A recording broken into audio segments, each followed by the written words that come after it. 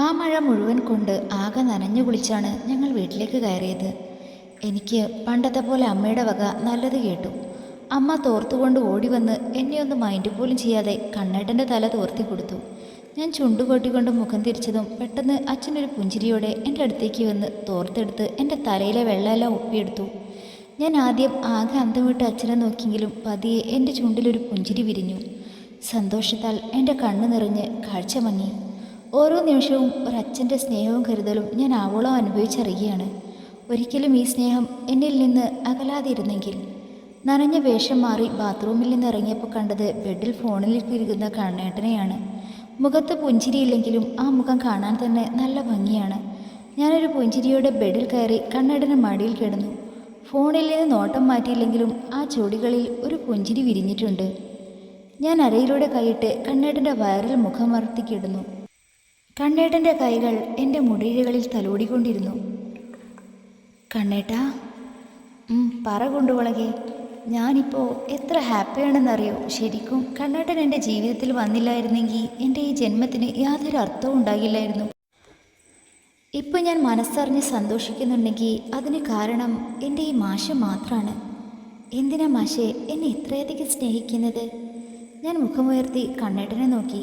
കണ്ണേട്ടൻ വാത്സല്യത്തോടെ എൻ്റെ കവിളിൽ കൈ ചേർത്തു. നിന്നെ എന്തിന് ഇത്ര സ്നേഹിക്കുന്നു എന്ന് മാത്രം എന്നോട് ചോദിക്കരുത്. കാരണം അത് ഇന്നും എൻ്റെ മുന്നിൽ ഒരു ഉത്തരമില്ലാത്ത ചോദ്യമാണ്. ഒന്നു മാത്രം അറിയാം, നീയില്ലെങ്കിൽ എൻ്റെയും ജന്മം പൂർണ്ണമാകില്ലെന്ന്. മാഷിൻ്റെ വാക്കുകൾ ഒരു പ്രണയസാഗരം പോലെ എന്നിലേക്ക് അലയടിച്ചു. പ്രണയം വാക്കുകൾക്ക് അതീതമാണെന്ന് പറയാതെ പറഞ്ഞ വാക്കുകൾ. ഞാൻ ഒന്നുകൂടി ആ കിടപ്പിൽ തന്നെ കണ്ണേട്ടൻ്റെ വയറിൽ ചുറ്റി വരിഞ്ഞു. ആ ശരീരത്തിൻ്റെ ഗന്ധം പോലും എന്നോടുള്ള അടങ്ങാത്ത പ്രണയം വിളിച്ചു പറയുന്ന പോലെ. എത്ര നേരം അങ്ങനെ കിടന്നെന്നറിയില്ല. ഹലോ ഭവതി, ഇങ്ങനെ തന്നെ കിടക്കാനാണോ പ്ലാൻ? കണ്ണേട്ടൻ എന്നെ നോക്കി ചിരിയോടെ ചോദിച്ചു. ആ ചിരി എന്നിലേക്കും പകർന്നു. എനിക്കിങ്ങനെ കിടന്നാൽ മതി. രാവെന്നോ പകലെന്നോ ഇല്ലാതെ എൻ്റെ മാഷിൻ്റെ മടിയിൽ ഇങ്ങനെ ചേർന്ന് കിടക്കണം. അതൊക്കെ വീട്ടിൽ ചെന്നിട്ട് നമുക്ക് പോണ്ടേ പെണ്ണേ? അത് കേട്ടതും എൻ്റെ മുഖം വാടി. ഞാൻ കീഴ്ചുണ്ട് പിളർത്തി. പോകണ്ട പറയുമ്പോൾ എൻ്റെ ചുണ്ടുകൾ വിതുമ്പിയിരുന്നു.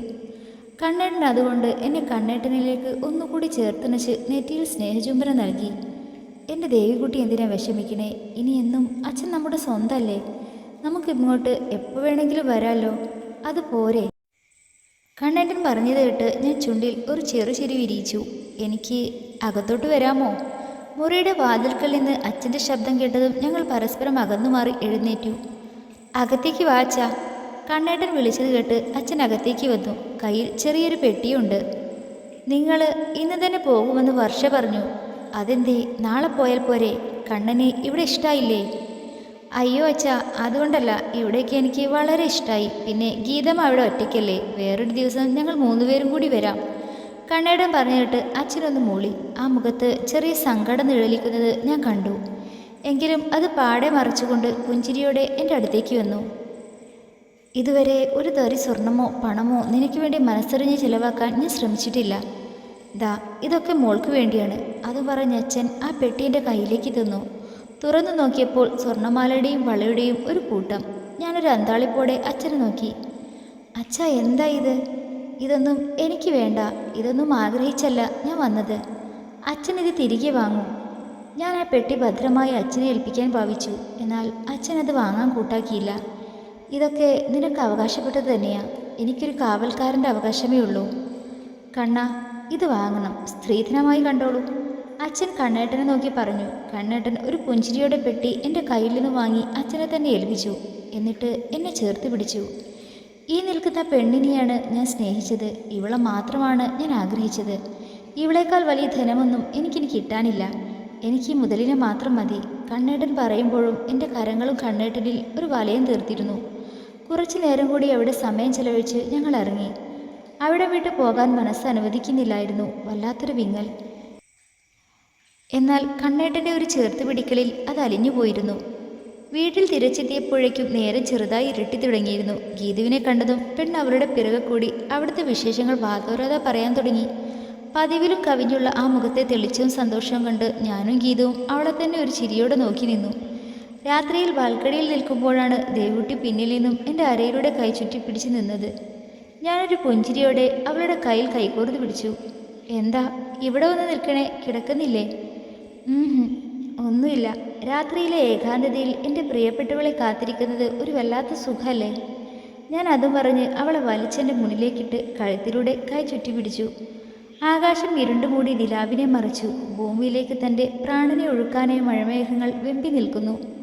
അതിന് മുന്നോടിയായി വീശിയ കാറ്റ് ഞങ്ങളെ തഴുകി കടന്നുപോയി. അതിൽ ഇളകിയാടിയ അവളുടെ മുടിയിഴകളെ ഞാൻ വകഞ്ഞു മാറ്റി ആ നെറ്റിയിൽ ചുണ്ടുകളമർത്തി. ദേവുട്ടി എന്നെ ഇറുക്കി പിടിച്ചു. അവളുടെ മുഖമാകെ ചുംബനങ്ങളാൽ മൂടുമ്പോഴും തൻ്റെ നല്ല പാതിയെ ഭൂമി നെഞ്ചോട് ചേർത്തിരുന്നു. കോരിച്ചൊരിയുന്ന മഴയെ സാക്ഷിയാക്കി സിരകളിൽ ചൂടുപിടിച്ച് ഒരു പുതപ്പിനുള്ളിൽ അവൾക്കായി ഞാൻ എൻ്റെ സ്നേഹം മുഴുവൻ ചൊരിയുമ്പോൾ എൻ്റെ പ്രണയമാധുര്യത്തിൽ അവൾ അലിഞ്ഞുപോയിരുന്നു. ദിവസങ്ങൾ കടന്നുപോയി. ഓരോ ദിവസങ്ങൾ കഴിയുന്തോറും ഞങ്ങളിലെ പ്രണയം ഒരു തരി പോലും കുറയാതെ വളർന്നുകൊണ്ടിരുന്നു. വന്ന് വന്ന് കിച്ചണിൽ വരെ എത്തി എൻ്റെ മാഷിൻ്റെ റൊമാൻസ്. ഞാൻ കണ്ണേട്ടൻ്റെ കൂടെ കോളേജിലും പോയി തുടങ്ങി. അവിടെ പിന്നെ കളിയാക്കി കൊല്ലാൻ നിത്യയും കൃപയും ഉണ്ടല്ലോ. പക്ഷേ കോളേജിൽ നമ്മുടെ മാഷ് കട്ട സ്ട്രിക്റ്റാണ്. റൊമാൻസ് അടുത്തൂടെ പോകില്ല. അതിനൊക്കെ വീട്ടിൽ വന്ന് കണക്കിന് തരികയും ചെയ്യും. സൂര്യൻ ആഴക്കടലിലേക്ക് മുങ്ങാങ്കുഴി ഇടാൻ വെമ്പുന്ന നേരം കണ്ണേട്ടൻ്റെ കൈകൾ കോർത്തു പിടിച്ച് അനന്തമായി ഒഴുകുന്ന കടലിനെ നോക്കി മണൽപ്പരപ്പിലൂടെ ഞങ്ങൾ നടന്നു. കരയിലേക്ക് ആഞ്ഞു വീശുന്ന കടൽക്കാറ്റ് ഞങ്ങളെ തട്ടിത്തഴുകി പോയിക്കൊണ്ടിരുന്നു. കണ്ണേട്ടാ, ദേ അങ്ങോട്ട് നോക്ക്. ഞാൻ വിളിച്ചിട്ടും കണ്ണേട്ടൻ്റെ പ്രതികരണമൊന്നും കാണാതായപ്പോൾ ഞാൻ തലചിരിച്ചു നോക്കി. കണ്ണേട്ടൻ ഏതോ കാഴ്ചയിൽ കണ്ണുകൾ ഉടക്കി പുഞ്ചിരി തൂക്കി നിൽക്കുകയാണ്. ഞാൻ അങ്ങോട്ട് നോട്ടം പായിച്ചു. ഒരു ഭാര്യയും ഭർത്താവും. കണ്ണേട്ടൻ്റെ കണ്ണുകൾ ഉടക്കി നിന്നത് അയാളുടെ മാറിൽ തലചായ്ച്ച് കുറുമ്പ് കാട്ടിച്ചിരിക്കുന്ന ഒരു സുന്ദരി വാവയിലേക്കാണ്. ഇടയ്ക്കിടെ ആ ഉണ്ടക്കവളിൽ മാറി മാറി ചുംബിച്ചും കളിപ്പിച്ചും അവർ ആ കുഞ്ഞിനെ സ്നേഹം കൊണ്ട് വീർപ്പ് മുട്ടിക്കുന്നു. അറിയാതെ എൻ്റെ ചുണ്ടിലും ഒരു പുഞ്ചിരി വിരിഞ്ഞു. പക്ഷേ ഉള്ളിലെവിടെയോ ഒരു നോവ്. കണ്ണേട്ടാ, ഞാൻ വീണ്ടും വിളിച്ചു. കണ്ണേട്ടൻ ഞെട്ടി എൻ്റെ മുഖത്തേക്ക് നോക്കി. പറ പെണ്ണേ, എന്താ ഐസ്ക്രീം വേണോ നിനക്ക്? പിന്നെ എന്താ വേണ്ടത്? ഞാൻ ഒന്നും മിണ്ടാതെ ആ നെഞ്ചിലേക്ക് തല ചായ്ച്ചു. കണ്ണേട്ടനും പിന്നെ അധികം ഒന്നും സംസാരിക്കാതെ എന്നെ ചേർത്ത് പിടിച്ച് നിന്നു. ഓരോ തവണ കരയെ ചുംബിച്ചു പോകുമ്പോഴും വീണ്ടും വീണ്ടും അതിനേക്കാൾ 10 മടങ്ങ് ശക്തിയോടെ കരയിലേക്ക് അലിഞ്ഞു ചേരാനായി ത്രിസന്ധ്യയെ സാക്ഷിയാക്കി ഉരുണ്ടുമറിഞ്ഞു വരുന്ന തിരമകലകളെ നോക്കി ഞങ്ങൾ നിന്നു. കണ്ണേട്ടാ, കണ്ണേട്ടാ, ഒന്ന് നോക്ക്, എണീറ്റേ. ദേവൂട്ടിയുടെ വിളി കേട്ടാണ് ഞാൻ ഉറക്കത്തിൽ നിന്നുണ്ടായിരുന്നത്. കണ്ണുകൾ വലിച്ചു തീർന്ന് നോക്കിയപ്പോൾ ഒരുത്തി എന്നെയും നോക്കി ഇളിച്ചുകൊണ്ട് എന്നെ നെഞ്ചിൽ കിടക്കുക. എന്താടി, നിനക്ക് പാതിരാത്രിയിൽ ഉറക്കമില്ലേ? ഉറക്കം വരുന്നില്ല. പിന്നെ കണ്ണേട്ടാ, ഒരു കാര്യം ചോദിക്കട്ടെ? അവൾ ചോദിച്ചു കേട്ട് ഞാൻ കയ്യെത്തി ടേബിളിലിരുന്ന ഫോൺ എടുത്ത് നോക്കി. രാത്രി 2 മണി. ഞാൻ അവളെ നോക്കി. കലിപ്പിൽ നാക്ക് കടിച്ചു. ഈ രാത്രി 2 മണിക്ക് നിനക്ക് എന്താടി ചോദിക്കാനുള്ളത്? ദേഷ്യപ്പെടാതെ കണ്ണേട്ടാ, ഒരു അത്യാവശ്യ കാര്യമാണ്. ഓ കോപ്പ്, പറഞ്ഞു തൊലയ്ക്ക്. എൻ്റെ ശബ്ദം കനത്തതും പെണ്ണിൻ്റെ മുഖം വാടി, ചുണ്ടുകൾ വിതുമ്പി. അവൾ കണ്ണു നിറച്ചുകൊണ്ട് തിരിഞ്ഞിടുന്നു. അത് കണ്ട് ഞാൻ സ്വയം തലക്കടിച്ചു. വേണ്ടായിരുന്നു, പാവം വിഷമായി കാണും. ഞാൻ അവളുടെ അടുത്തേക്ക് ചേർന്ന് കെട്ടിപ്പിടിച്ചു. സോറി ദേവുട്ടി. അവളുടെ കാതാരം പതിയെ മുഴിഞ്ഞു. അവൾ ദേഷ്യത്തിൽ എൻ്റെ കൈ തട്ടി മാറ്റി ഭിത്തിയോട് ചേർന്ന് കിടന്നു. ഞാൻ ചുണ്ടിൽ വിരിഞ്ഞ കള്ളച്ചിരിയുടെ ഒന്ന് താഴെ കൂർന്ന് അവളുടെ ടീഷർട്ട് കുറച്ച് പൊന്തിച്ച് ആ വെണ്ണ പോലുള്ള വയറിൽ ചുണ്ടുകൾ അമർത്തി. പെണ്ണൊന്ന് പൊളഞ്ഞുകൊണ്ട് തിരിഞ്ഞു. മാറിക്കേ, എന്നെ ആരും തൊടണ്ട. ഞാൻ അത് കേട്ടിട്ടും കേൾക്കാത്ത പോലെ അവളുടെ വയറിൽ ചുറ്റിപ്പിണഞ്ഞു കിടന്ന അരഞ്ഞാണത്തിൽ ഒന്ന് കടിച്ചു. എന്നെ ആരും തൊടണ്ടെന്നല്ലേ പറഞ്ഞേ? മാറിയേ, എനിക്ക് ഉറങ്ങണം. നീ എന്താ നേരത്തെ പറയാൻ വന്നത്? അത് പറഞ്ഞിട്ട് മോൾ ഉറങ്ങിയാൽ മതി. എനിക്കൊന്നും പറയാനില്ല. എന്നോട് ആർക്കും സ്നേഹമില്ലല്ലോ. വെറുതെ എന്നെ വേദനിപ്പിക്കുക. വിതുമ്പിക്കൊണ്ട് പെണ്ണ് പറയുന്ന കേട്ട് ഞാൻ മേലേക്ക് കയറി അവളെ തുറച്ചു നോക്കി. എൻ്റെ നോട്ടത്തിൻ്റെ അർത്ഥം മനസ്സിലായതുപോലെ അവൾ വേഗം നോട്ടം മാറ്റി. ഞാൻ അവളുടെ മുഖം എനിക്ക് നേരെ തിരിച്ചു. നിറഞ്ഞു തുളുമ്പി ആ കണ്ണുകൾ കണ്ടതും എൻ്റെ നെഞ്ചു പിടഞ്ഞു. അത് കണ്ടതും എൻ്റെ ദേഷ്യമൊക്കെ എങ്ങോ പോയി. അയ്യേ, എൻ്റെ ദേവൂട്ടി ഇങ്ങനെയൊരു തൊട്ടവാടിയാണോ? എനിക്ക് പക്ഷേ ആദ്യമായി ഞാൻ കണ്ട ദേവൂട്ടിയാണ് ഇഷ്ടം, ആ ഗുണ്ടുമുളകിനെ. ഞാൻ പറഞ്ഞത് കേട്ട് അവൾ എൻ്റെ മുഖത്തേക്ക് നോക്കി. ഇപ്പോഴും ആ കണ്ണുകളിൽ ചെറിയ സങ്കടം നിഴലിക്കുന്നുണ്ടെന്ന് എനിക്ക് മനസ്സിലായി. ഇപ്പോഴും എന്നോട് പിണക്കാണോ? എന്നോടിനി മിണ്ടൂല? ഞാൻ നിഷ്കുയെ ചോദിച്ചു. എനിക്ക് ആരോടും ഒരു ദേഷ്യമില്ല. പിന്നെന്താ ഈ മോന്ത വീർത്ത് കെട്ടിയിരിക്കുന്നത്? എന്നാവാ, നമുക്കൊരു റൈഡ് പോകാം. അപ്പോൾ ഈ മൂടൊക്കെ അങ്ങോട്ട് മാറിക്കോളൂ. ഞാൻ എങ്ങോട്ടുമില്ല, എനിക്ക് ഉറങ്ങണം. അങ്ങനെ ഇപ്പോൾ ഞാൻ ഉറങ്ങാതെ മോൾ ഉറങ്ങണ്ട, വാ ഗെറ്റപ്പ്.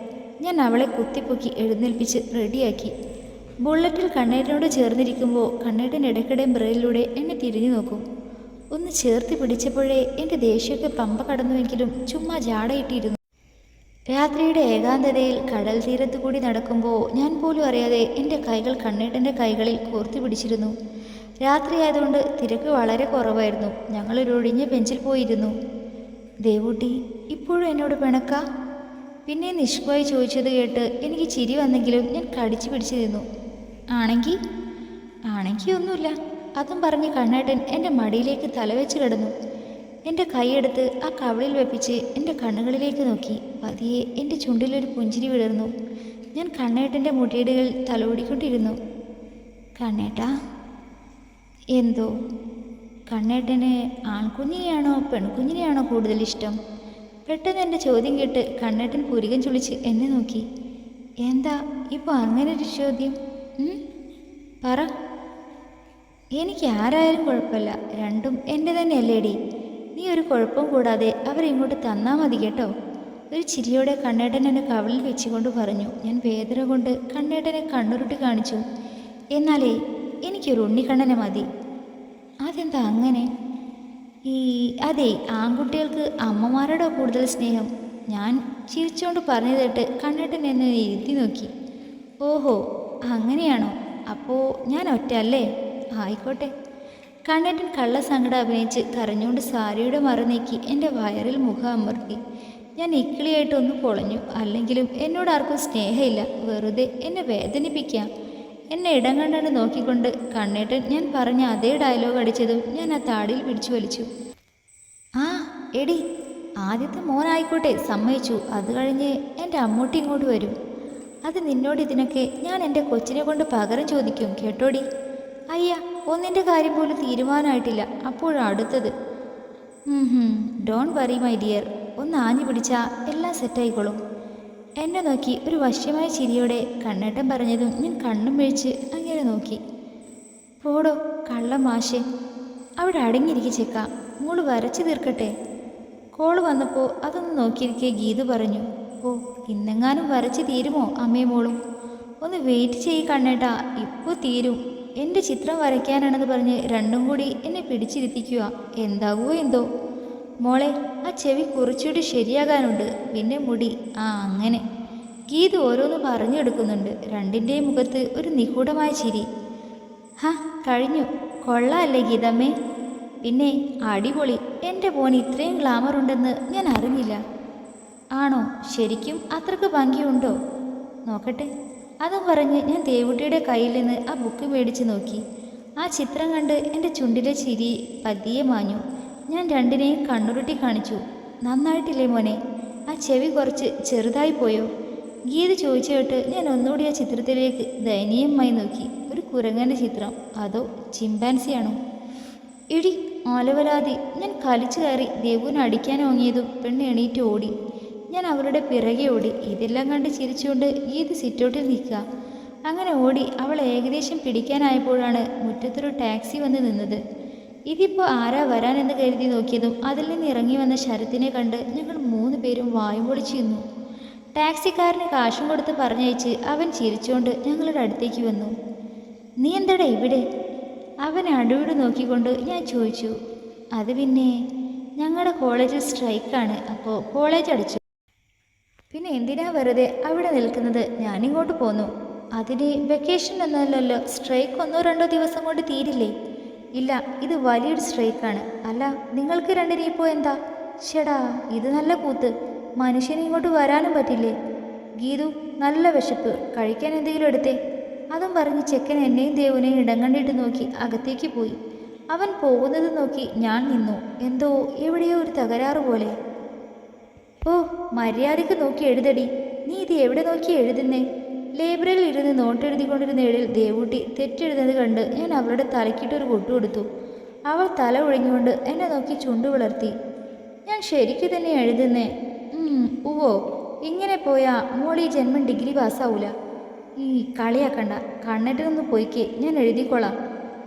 എന്നിട്ട് വേണം ഉള്ള പൊട്ടത്തരം മുഴുവൻ എഴുതി വെക്കാൻ. എന്നാൽ നമുക്ക് വീട്ടിൽ പോയിട്ട് എഴുതാം. ഇപ്പോൾ ഞാൻ ക്ലാസ്സിൽ പൊക്കോട്ടെ പ്ലീസ്.